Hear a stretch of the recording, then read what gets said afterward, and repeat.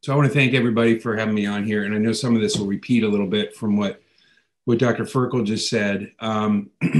But as we know, there's always lots of questions to address, and we wouldn't have panels like this if these weren't difficult to treat. So looking at, different modalities from all around the world, the biggest thing I think that we've changed and started to do in the last 10 years, 8 years, is really take into consideration bone edema and the cysts themselves.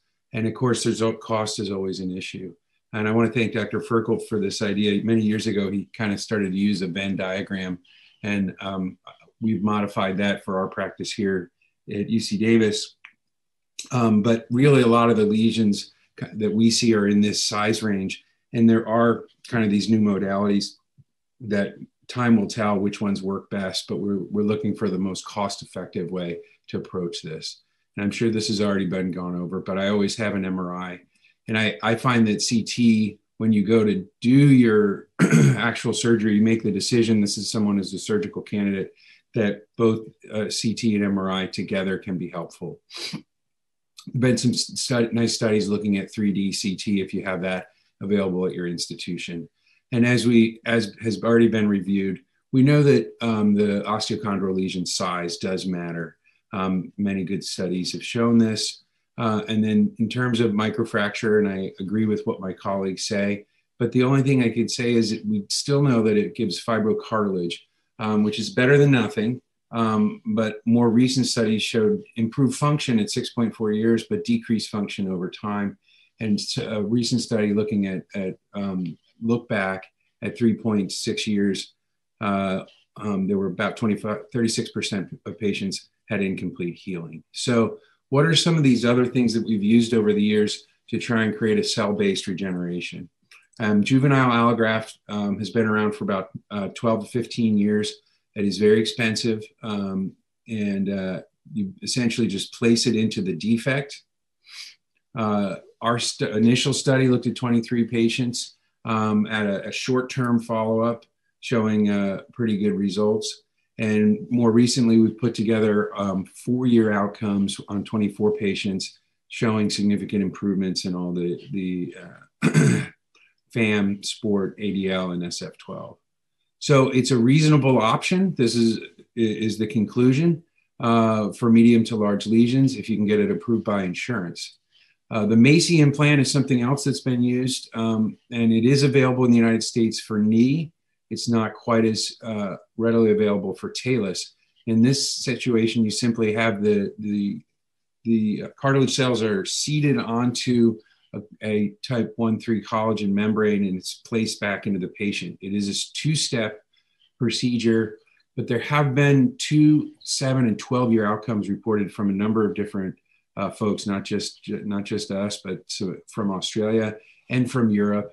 And there have been significant improvements. Right now, it's still off label in the US, and it has a high cost. So I'll just review some of the other scaffolds that have been reported, particularly for 1-step cost-effective techniques, which is what we're really looking for over time. In a more recent study kind of showing 81 patients at 24 months using 2 different types of scaffold, showing they both worked. So I think we're on kind of this journey of saying, hey, maybe some type of scaffold is what's going to help us. And we talked about AMIC, same thing, showing 20 patients over 2 years with improvement, not only on MRI, but also on CT scan.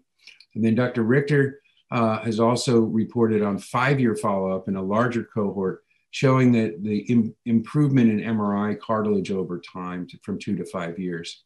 And finally, we do know that using some type of bone marrow-derived cell transplantation can also be helpful over time, as was reported in cartilage. So I'll spend the last minute just showing what we've been doing most recently, mostly because it's a cost-effective kind of approach in 2020 using a micronized cartilage scaffold.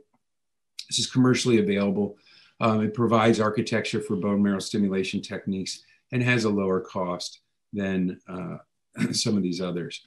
We did a laboratory study showing that it can act as a scaffold, as you can see here on our micro staining. But how do we make it really work? Can we use the patient's own cartilage, meaning taking some of from a primary lesion that has viable chondrocytes in the flap? Can we use those and mix them with the scaffold?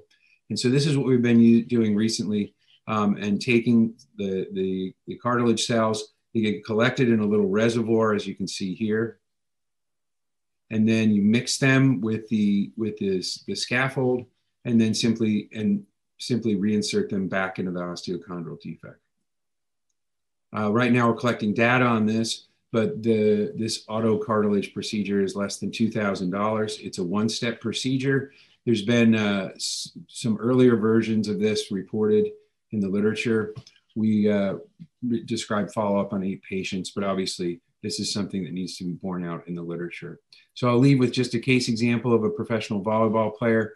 He was unable to fully weight bear after an ankle sprain. He came to see me with this lesion. It had flipped upside down.